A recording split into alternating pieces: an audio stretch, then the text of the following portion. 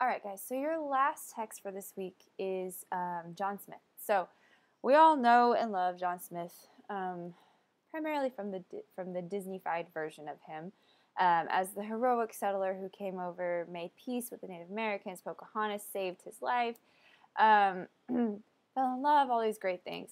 Some of that is true.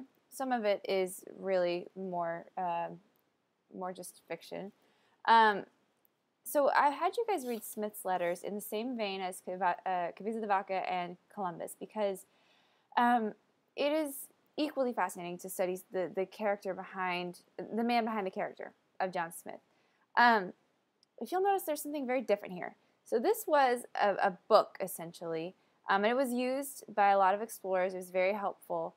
But I want you to notice that because it's a book written by John Smith, he's put himself into third person. So he talks about himself as John Smith. So when he refers to himself, it's Captain Smith, not I. This is a very significant and very important thing that he does in terms of narration, because he's able to build a character here that is monumentally significant in his own story. So he is the hero of his own tale, and he does that very purposefully and very carefully with the kinds of wording that he uses. So I had you guys start on top of 85, basically at the beginning of when the colony's troubles are really sort of starting, and when Smith comes in as the hero. So we see that there's this problem with the president and Martin, president of the colonies. And Smith comes in as the one who's able to save them. And this is true. He did save Roanoke. He did save the colonies. But he was also always at the center of all of the issues and all of the fights and things within the colonies. So he's saying that he came in with his own good example, good words, and fair promises. And he made everybody do their fair share. And that is how he saved the colonies. So this is probably true to an extent, but we also know that it wasn't quite this simple. If you look down, there's a word I want you to notice that he uses over and over and over, and that is the word savages. So he uses this word repeatedly as somewhat dismissive, and similar to Columbus, but this is more personal. This is someone who's had experiences with the Native Americans, and he definitely counts them as lesser people than him. So he says the savages' superfluity begins to decrease, so there's not as many of them because of him, because he's going out and he's fighting and he's killing as many as he can. So he gives this example of this battle where because the savages came upon them. There was 80 or 90 of them. He says the English were ready so kindly to receive them with their muskets loaded with pistol shot that they fell down to their God. So he's saying, in this very cheeky way, he's saying that the English were ready to receive them with the barrels of their muskets. So he's saying we were ready to fight them. They didn't scare us, and they fell down to their gods, afraid of us. So we get this very intense narrative of the conqueror and the conquered over and over and over again from him.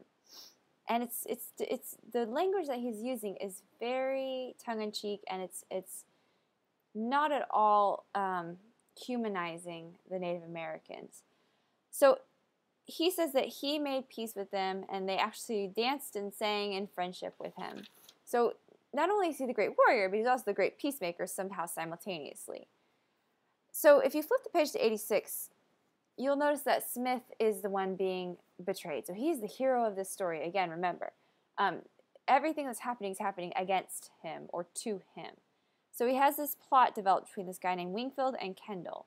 And he's saying the plot to betray him was discovered, and he had discovered the plot and had to basically set the colony straight. So he really had to assume this leadership role, and he did.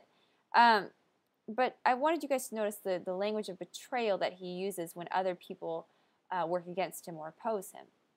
So we move on page 87 to the moment when he is captured. And if you'll notice, this story gets embellished in later versions with Pocahontas playing a much larger role.